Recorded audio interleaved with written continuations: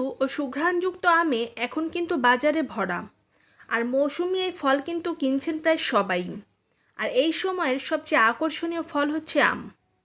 হিমসাগর, ল্যাংড়া, আম্রপালি, গোপালভোগ, কত শত বাহারি নাম, যেন কোনটা রেখে কোনটা খাওয়া হবে তা ভেবেই পাওয়া যায় না।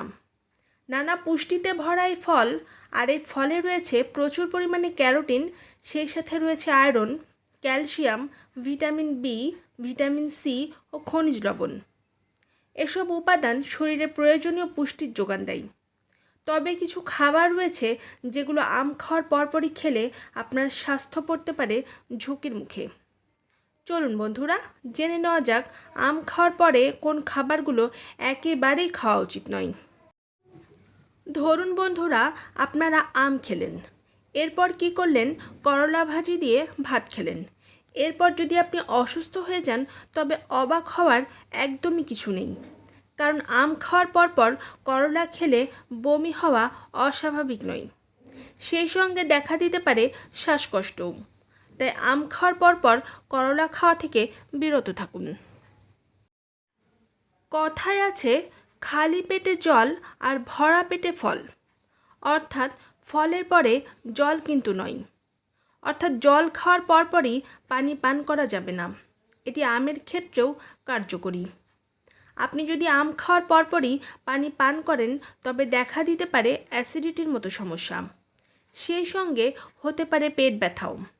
তাই আম খাওয়ার পর যদি পানি পান করতে চান, তাহলে মাঝখানে বিরতি নিতে হবে অন্তত আধা ঘন্টার।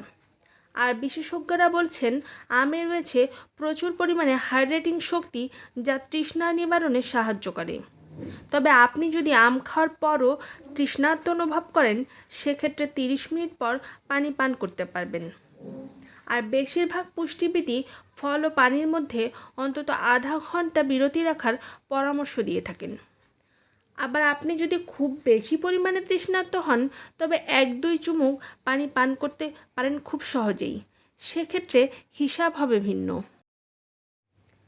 আবার ধরুন, আমের পরে ঝাল ও মশলাযুক্ত খাবার একেবারেই খাবেন না। আম খাওয়ার পরপরই ঝাল কিংবা মশলাযুক্ত খাবার খাওয়া থেকেও আপনারা বিরত থাকুন, কারণ এই দুই খাবার কাছাকাছি সময়ে খেলে হজমে নানা সমস্যা দেখা দিতে পারে। এমনকি ভুগতে হতে পারে অ্যালার্জির মতো সমস্যায়ও। তাই আম খাওয়ার পর ঝাল জাতীয় খাবার খেতে চাইলে কিছুটা সময় বিরতি নিয়ে তারপর খান।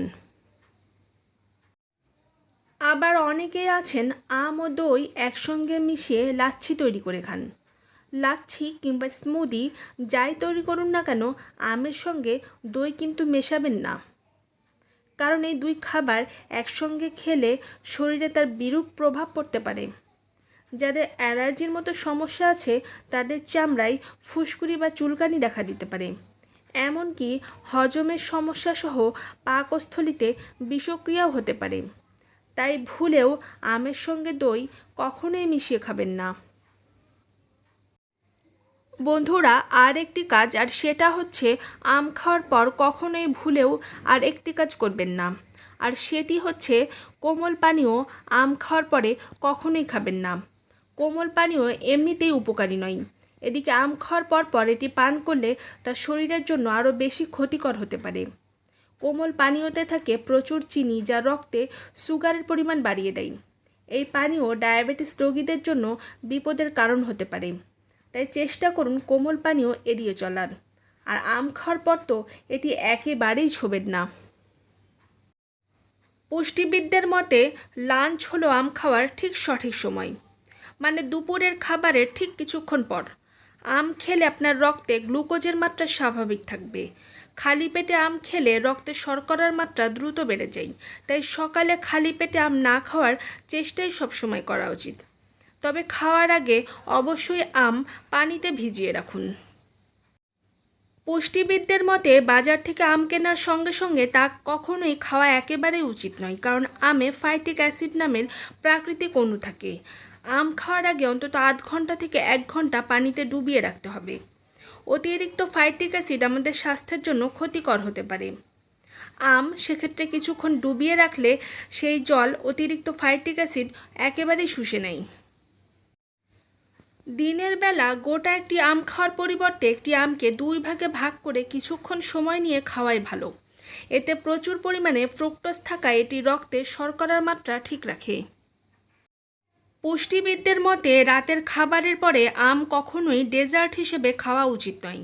রাতে আম খাওয়া স্বাস্থ্যের জন্য মোটেও ভালো নয়। এটি দ্রুত রক্তে শর্করার মাত্রা বাড়ায়, যার কারণে ডায়াবেটিসের ঝুঁকিতে বাড়তে পারে। আর ডায়াবেটিস রোগীদের জন্য রাতে আম খাওয়া আরও বিপজ্জনক হতে পারে। সবাই ভালো থাকবেন। Take care. আল্লাহ হাফেজ। Bye by.